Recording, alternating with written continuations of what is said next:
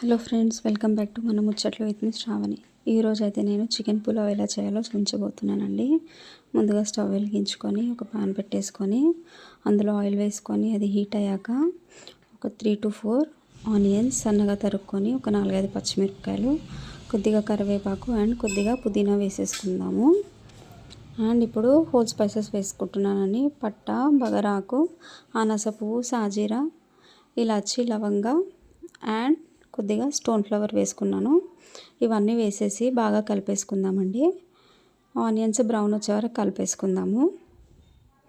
నేనైతే 1 kg చికెన్కి 1 kg rice తీసుకున్నానండి. రైస్ మనం ఇది స్టార్ట్ చేసేటప్పుడే నానబెట్టి పక్కకు పెట్టేసుకుందాము.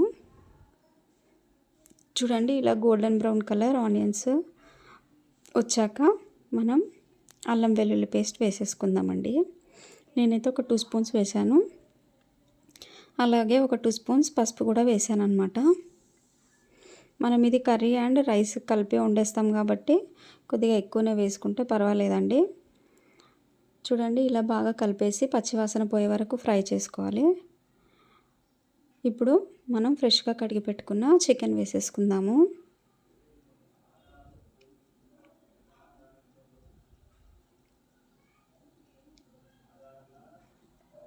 ఇప్పుడు ఒక 2 స్పూన్ సాల్ట్ వేసేసి బాగా కలిపి మూత పెట్టి మగ్గనిద్దామండి. చూడండి, చికెన్ ఎంత మగ్గితే అంత బాగా టేస్ట్ వస్తుంది. ఇప్పుడు మిడిల్లో మూత తీసి కలుపుతూ ఉందాము.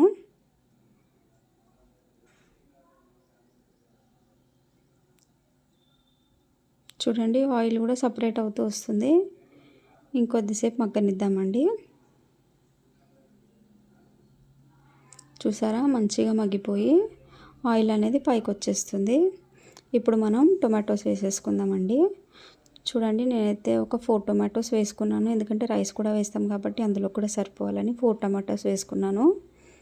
అండ్ తీసుకుంది kilo chicken and kilo rice కాబట్టి 4 అన్నా వేస్తే మాత్రం మంచి టేస్ట్ వస్తుంది.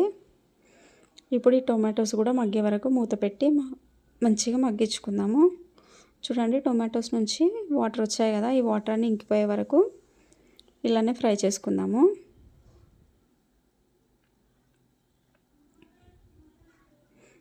ఇలా మధ్యలో కలుపుతూ ఉండాలండి.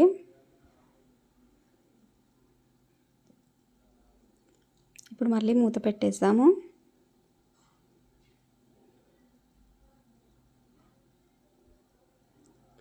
చూడండి, టొమాటోస్ మంచిగా స్మాష్ అయిపోయాయి కదా.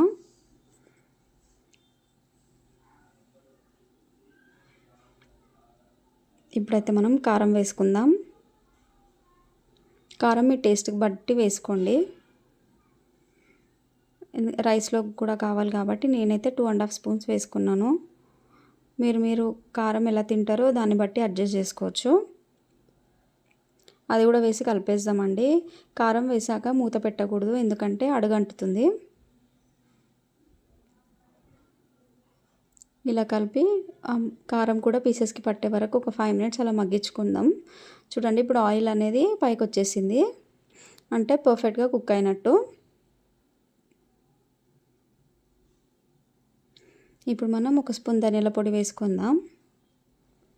అది కూడా వేసి కలిపేసి ఒక 2 మినిట్స్ అలా పెట్టేసి మనం వాటర్ వేసుకుందామండి. నేనైతే ఈ గ్లాస్తోని 3 గ్లాసెస్ ఆఫ్ రైస్ తీసుకున్నానంటే 1 kg అవుతుంది.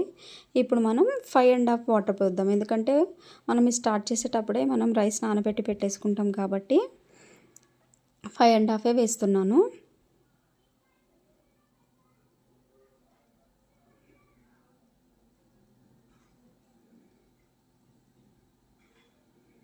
చూడండి, లాస్ట్కి 1/2 గ్లాస్ మాత్రమే వేసాను. ఈ టైంలో మనం సాల్ట్ అనేది కూడా చెక్ చేసుకోవాలి. చూడండి, వాటర్ వేసాక కొద్దిగా సాల్ట్ ఎక్కువనే ఉండాలి వాటర్లో, ఎందుకంటే రైస్ కూడా వేస్తాం కాబట్టి దానికి కూడా సరిపోతుంది. నాకైతే సరిపోలేదు, నేను ఇంకో స్పూన్ వేసుకొని ఒక నిమ్మకాయ పిండి వేసుకున్నానండి. ఈ నిమ్మకాయ పిండుకోవడం వల్ల ఇది త్వరగా పాడవదనమాట. ఇప్పుడు మూత పెట్టి వాటర్ మసిలే వరకు ఉందామండి. చూడండి, వాటర్ దగ్గరికి మసులుతూ ఉన్నప్పుడు కొత్తిమీర వేసేసుకుందాము. అలాగే చికెన్ మసాలా వేసుకుందామండి. అది కూడా వేసి ఒక్కసారి కలిపేద్దాము. కలిపేసి వాటర్ మసిలేటప్పుడు మనం ముందుగా కడిగి పెట్టుకున్న బియ్యాన్ని వాష్ చేసుకుందామండి. వాష్ చేసుకొని ఆ బియ్యాన్ని ఇందులో వేసేసుకుందాము.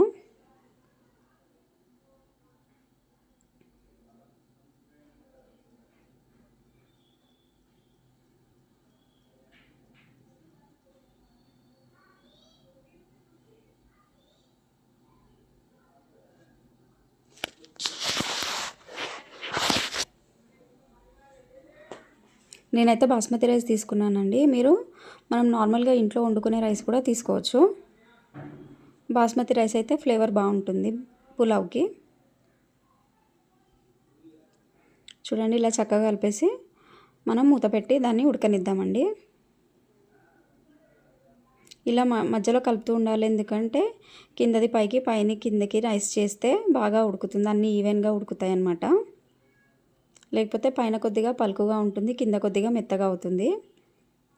అలా మధ్యలో కలుపుతూ మూత పెట్టి మళ్ళీ అన్నం అంతా దగ్గరికి వచ్చే వరకు మూత పెట్టి పెట్టేసుకుందాము. చూడండి, ఇలా కొద్దిగా వాటర్ ఉన్నప్పుడే మనము సిమ్లో పెట్టి మూత పెట్టేద్దాము, లేకపోతే మాడిపోతుందండి.